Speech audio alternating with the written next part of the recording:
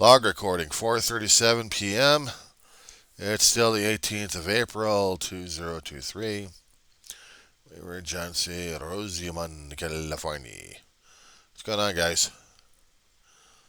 Well, I couldn't make this into a zombie report if I needed to at this point. Just trying to get things working right now. And been working on my software left and right, all the damn files I had to get through. Because sometimes you just have to get through all of the stuff we've got on here. It's amazing what kind of data we can create. Weren't we told a long time ago that computers are supposed to help us make life easier? Are you kidding me? Look at the advent of the damn cell phone these days. Windows phones and everything else going on in hell. We're driving ourselves nuts on this one here. But we're not supposed to be, are we? Meanwhile, everything else going to hell in a handbasket, why not? And we are going through this and that and everything else. That drive you crazy, I take you. Alrighty. Now, if we happen to go into... Where the hell was this at? Holy crap. Why did I put this shit into this time? I screwed myself up.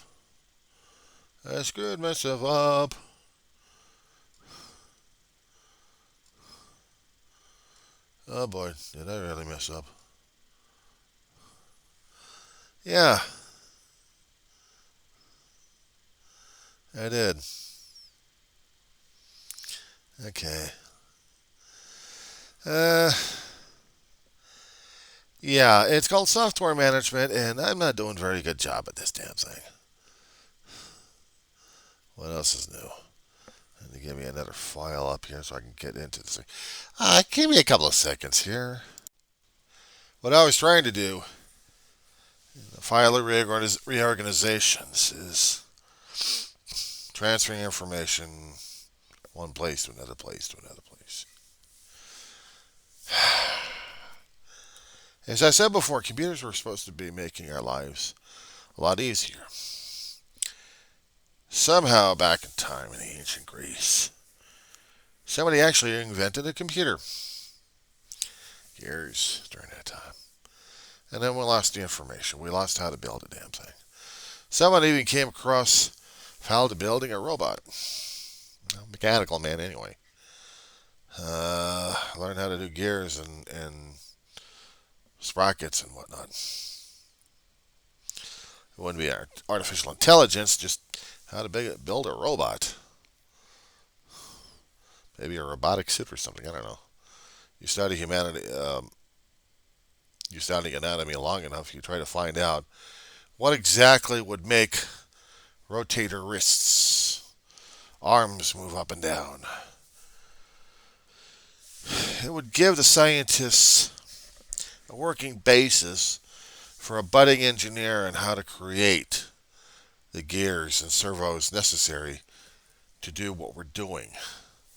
These days we got Caltech scientists could do this in their sleep on how to design a robot. A mechanical man, but it'll take another sleep cycle or two to make the artificial intelligence to put into it. It's going to be a lot of gear shifting. There's a lot of programming. It's a lot of logic to throw into the damn thing. But dealing with human beings who are illogical in the first place, how do you program that into it? That's what we scared ourselves anyway. Getting back to the robots, even they decided to do robotics. Maybe computers. Abacus. And there's been other machines made in the Renaissance era in Europe. Probably in Italy. Thought of making a computer in those days. Are you kidding me? They couldn't even conceive of the damn thing. But upon the manuscripts that they read in Latin and Greek, Gave him the opportunity. And what do we happen about a few hundred years later? A few hundred years later. What are we doing? Let's see, back in the 40s. Imagine Germany and the United States were having their own creation out of vacuum tubes and electronics and wiring. How to make the mechanics to make a computer. To calculate how much damage and death and where you're going to place it at. And how you're going to place it at. And to store information in it.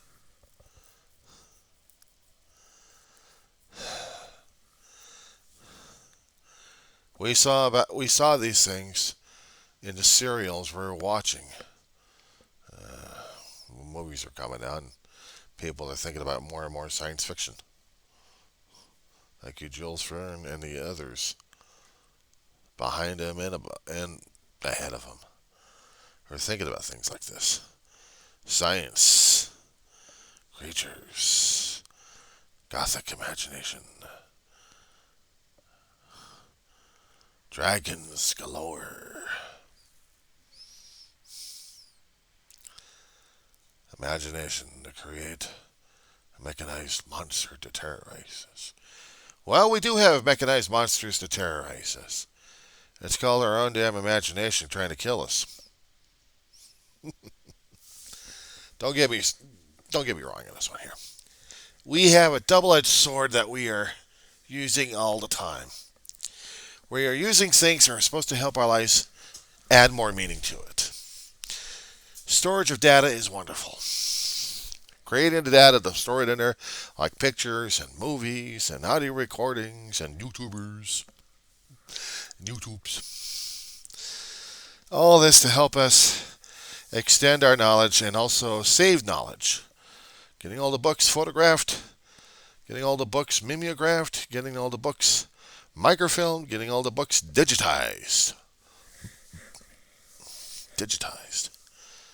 And all these mediums are still fallible because of time and wear. That's what we have. That's what we're dealing with, time and wear. Time ticks on and everything else is worn down. Even the zeros and ones, exposed to a lot of electromagnetic energy on these things, would fry out a flash drive like crazy.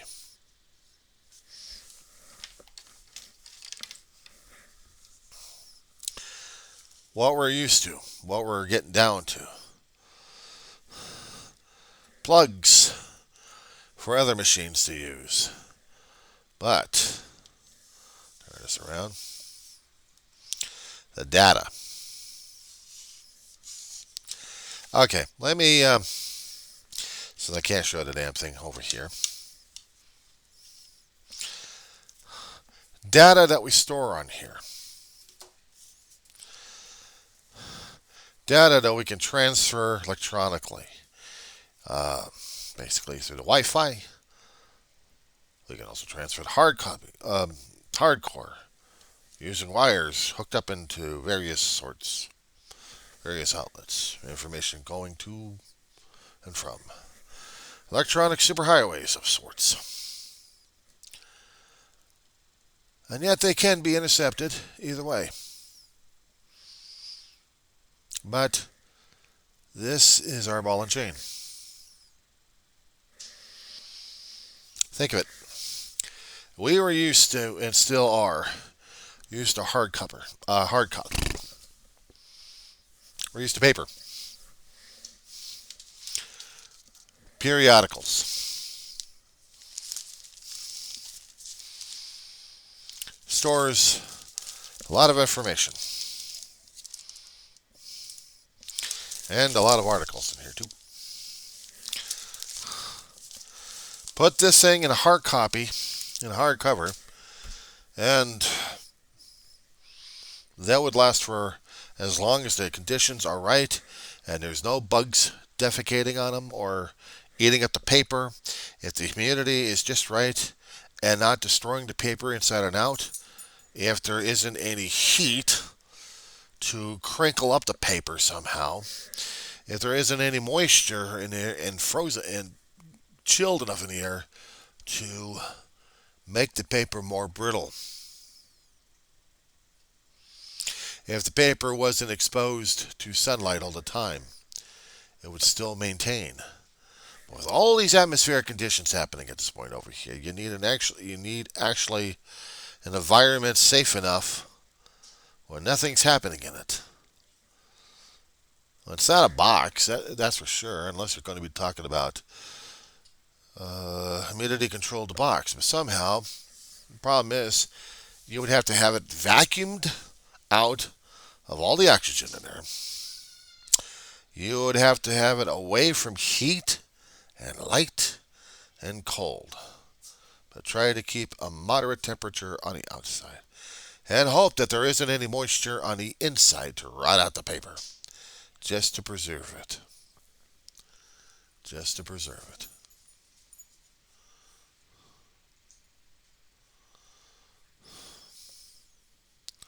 I'll take you out, mamas, in a minute. But this is what we're dealing with. We are dealing with zeros and ones now. We're dealing with the data that's on multiple screens. Even screens that we can make to fit on our faces. I'm not talking about huge goggles. We're talking about maybe things flashed on the lenses themselves so we can actually read something. Have a microphone down, for the glasses, and we can talk to people on it. Of course, we got headsets. Got a big, bulky headsets we could use. Not much of a 3D, but just a 2D environment. But we're also used to holding up with these things with our hands half the time anyway. And we would have things sticking in our ears. So we could talk to people left and right. Booming mics with a headset. Sometimes small little earbuds that we can use to pick up the vibration right in our ear. And in our ear, picking up the voice vocalization sound here. And we could talk to people about that and through those things. We have earbuds we stick in our ears. And we can use those with this concerning Bluetooth. We can we can add programs on there to do a few various tasks. Apps. We can write stories or else write in code if we have to, the right one. And modify, if we can, the device that we have currently in our hands. Hell, we could do that with the computers as long as we know what the damn source code was, and we can get into it and make modifications, changes for it. If we're skilled at the programming, we can make something into a new item. But the more and more I think and feel that we are still dealing with these things, as great as they are for storage, sometimes I think we're too damn addicted to them. Especially when it comes down for social media contact. We have gotten so damn crazy with these damn things. As soon as we get social media on the computers, as soon as we get the computers, then we get social media on the computers. And then we have cell phones. They keep us away from the computers, but we still use the computers because we still need a social media contact. So we are so networked and crazy with these damn things. I'm amazed at some of the science fiction stories that we have created a long time ago haven't covered anything yet that we're encountering, but will encounter. We will encounter it. We will encounter devices to stick somewhere outside or maybe implanted in our heads where we're actually linked into a computer network. And how will it change us on the inside and how will it change us on the outside? Are we going to be turning into the Borg? Star Trek Borg? Robots without feelings, without humanity? Will we be robots trying to emulate humanity? We have cybernetics who are trying to replace our limbs. Not voluntarily, just amputees. Ones who have a deficit of organs or body parts that they lost somehow. Or maybe hadn't been born with. It's going to come to the point where we're going to be making out of a newborn, we're going to be putting artificial constructs going on. And hooked up into computer networks left and right. Hell of a technological world we're living in for cyber.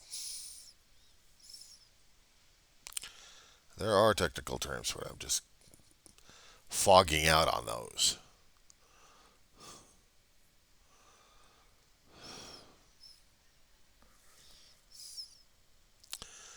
But we're getting into that time, aren't we? We're so hooked into our phones and our devices right now. We're still in the process of growing. If we actually had contact with the past and they looked at us like this, they would wonder how we would be living and how our society is doing, how humanity is doing. We are dependent upon devices that we send upon into space to make sure our signals are getting through to each other. We are dependent upon antennas and power to make sure the information and data is being transferred from one place to another. We are dependent upon atmospheric conditions that may or may not hinder us. Limitations because of distance or density that the signals cannot go through. Or dead areas that we don't have enough antennas to boost the signal. This is the time that we're living in. Growing up as a science fiction fan, I'm still trying to, that's a C word, I'm still trying to think about that one. Because it's the new age of world that we're living in right now. And it's driving me crazy. Give me one quick second, I gotta figure this. Okay.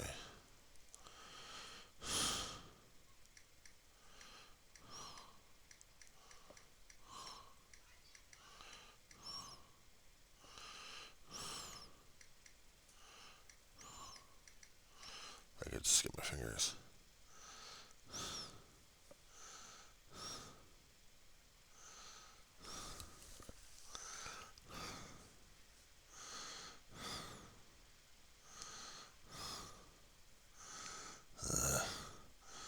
That's exactly what I was looking for. It starts with a C. Cyberpunk. That's the thing. Science fiction dealing with. This is according to Merriam-Webster's dictionary online. Cyberpunk.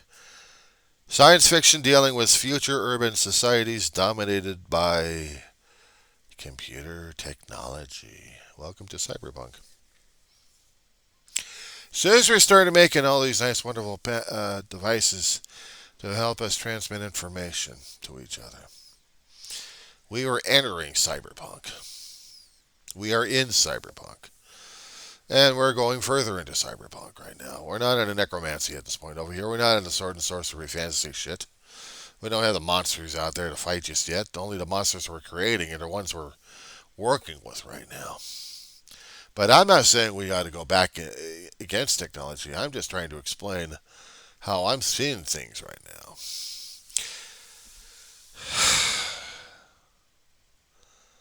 I was going to talk about, I guess, for my own little peeve or something, or just observations. Is if I happen to go back into a university class, maybe for the first time, and if they wanted me to write them an essay What do you plan on doing in this particular university? We see that you had English literature, but you had political science and history, a great deal of it. What were you trying to accomplish? I would tell them, probably in an essay, and give them examples. That what we're dealing with right now connects to everything. Anything that we're working with right now is a major connection to a major mechanism we haven't even seen yet, that we're still creating out of our thoughts, our imaginations, and our works. We're making something that we haven't even conceived of. And right now, we're making a Frankenstein, I think. English literature to explain in writing to the masses and what we're trying to accomplish or think about, imagine, dream, recall, relive. We have history that we use English to describe what's happening. But we're also seeing politics, the interactions with human beings as individuals and groups regarding governance and governance of all levels. And how does that affect our history and our literature? And how literature is also affecting politics. How is this for an essay? Now, how is literature affecting our politics? It's because in politics we have people who are saying we can't study literature. We can't study history. In history, we're recording all this. That we have people telling us that we can't do it in the political realm and whatever fantasy they have. And English has to write everything else down. Now we got to write the objections of all sides at this point over here. The observations we have to write to explain how things are working. And with this will be a hell of a book to write, I'll tell you that much. And there may be books out there already on it. I just haven't researched it. But it was just occurring to me for a hell of a long while, just bouncing around in my head. I'm taking all the history classes because I'm trying to understand human history. I've taken political science because I wanted to see the mechanism of it, trying to drive human history and human behavior. You take Psychology 101 because you have to understand human behavior, what the hell is going on. You take sociology to understand psychology and vice versa, and then you see the process. I tell you, when you're in community college and you actually have perspective and you have a little bit of working knowledge of what's going on, everything starts to click. And when I was going through kindergarten through high school, they were trying to get us they were trying to teach us a few things, but not everything. They couldn't teach us perspective or time because we had to get that and inquire it ourselves. We had to mature. But when you get thrown into college, it's still by rote, but they still want you to examine things. In community college level, lowest level, they wanted you to make sure that you understand what you're talking about, because at the higher levels, they want you to be precise and exact on it and hit your marks. Because if you need to get any further, you really need to demonstrate it like crazy.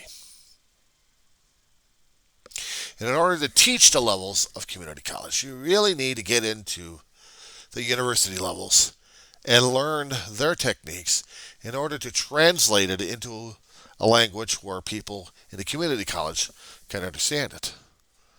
We have accredited academias in there. Besides the BAs, MAs, the PhDs. And they want to make sure that the students are going to be getting up to their level one of these here days by teaching them that language. And with that perspective, and observation, maturity, it just doesn't work for me. Didn't work for me then, but now it does. Now it does. But I feel like I haven't got the time necessary to teach anybody what they need to learn. If I would be an instructor at this point, I would need to have the academic of a PhD to teach people.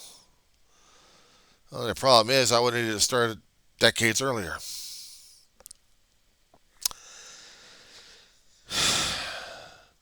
The choices we make sometimes, without even realizing it, affects our future, our perspective, our analysis, the context we needed. Everything relates, including dealing with technology. Technology is supposed to be the tool that we need to develop in order to better ourselves one way or another. Either we're bettering ourselves or we're going to be going full circle at this point and looking at him as a slave driver. Would the tools that we had back in the 1900s or earlier be considered slave driving? Probably. Exacting science, writing up facts and figures on paper constantly. You know how much writer crap there was going to be during that time? How much ink we had to keep suffering through our ants on that one? How many feathers we had to go through? Well, we actually did invent the ballpoints back then. I don't think we did. Quill and ink. No, thank you. I don't think I could deal with that Indian ink crap. Besides, you could never get it off your damn fingers anyway. Maybe different inks you could, but these days it's easy enough to whip out a ballpoint pen and write your stuff. I used to do that on paper a lot. Destroy a hell of a lot of trees. Now we got the zeros and ones. We're still destroying a lot of trees. Why? We need energy. We need power. We need lumber. One way or another, we needed to get to the point where we're making more of our technology and having ways to power them. Vicious cycle we're in. It's a hell of a cheerful thought to think about today, isn't it? Ending for tonight, we're thinking about remembrance. Remembrance. What it was back then and what it is right now, and are we going to be scared as hell of what tomorrow's going to be like? I don't know. Ask me tomorrow. I will tell you.